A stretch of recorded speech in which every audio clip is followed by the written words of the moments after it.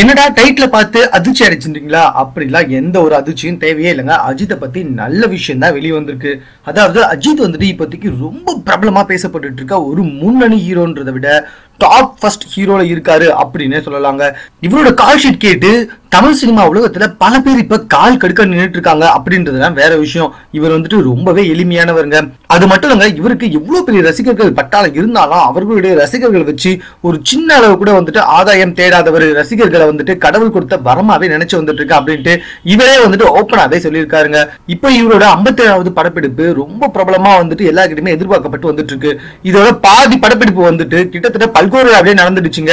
ஒரு சில படப்பிடிப்பு வந்துட்டு ஹைதராபாத்ல வந்துட்டு நடைபெற்று வந்து கொண்டிருக்கு. தற்போது படத்தின் ஃபர்ஸ்ட் லுக் வந்துட்டு வெளியாக போறதுனால அஜித்தோட ரசிகர்கள் எல்லாமே ரொம்ப எக்ஸைட்டடா இருக்காங்க. அந்த ஃபர்ஸ்ட் லுக்கை பார்க்கறதுக்கு படம் எப்படி இருக்கும் அப்படின்றதே வந்துட்டு இப்பெல்லாம் மக்கள் ஃபர்ஸ்ட் லுக்கை வச்சு தான் கால்குலேட்டே பண்ண ஆரம்பிக்கிறாங்க. இந்த நிலைமையில மீதம் இருக்கும் படப்பிடிப்பு குழு என்ன செஞ்சிருக்காங்கன்னா, தயாரிப்பாளருக்கு கொஞ்சம் பினான்சியல் கஷ்டம் போல் இருக்கு. அதனால என்ன சொல்லிட்டாருன்னா, படத்தை வந்துட்டு சென்னையிலே செட் போட்டு நடத்திக்கலாம் அப்படின்னு சொல்லியிருக்காரு. ஆனா ரசிகர்களை எந்த விதத்திலும் ஏமாத்த கூடாதுன்னு நினைக்கிற அஜித் வந்துட்டு இல்ல பல்கோரியாவில தான் நடக்கணும் அப்படின்ட்டு எல்லாருமே சொல்லுவாங்கன்னு எதிர்பார்த்தாங்களா. ஆனா தயாரிப்பாளரோட நிலைமையை புரிஞ்சுக்கிட்டு அஜித்தும் வந்துட்டு தயாரிப்பாளர் சொன்ன மாதிரியே மீதி படத்தை வந்துட்டு சென்னையிலே செட் போட்டு நடத்திக்கலாம் அப்படின்னு சொல்லிட்டு ரொம்பவும் சிம்பிளா சொல்லிட்டாராம்.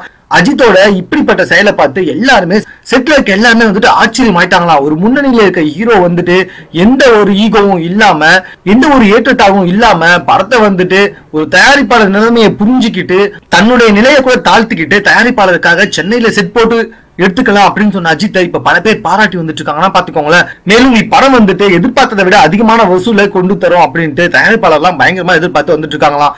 மேலும் இது போன்ற சினிமா தொடர்பான செய்திகளை உடனுக்குடன் தெரிந்து கொள்வதற்கு எங்களோட சேனலை சப்ஸ்கிரைப் பண்ணுங்க. இந்த வீடியோ பிடிச்சிருந்தா லைக் பண்ணுங்க. உங்க கமெண்ட்ஸ் எதுவும் இருந்தாலும் ஓகே எங்களுக்கு போஸ்ட் பண்ணுங்க. தேங்க்யூ.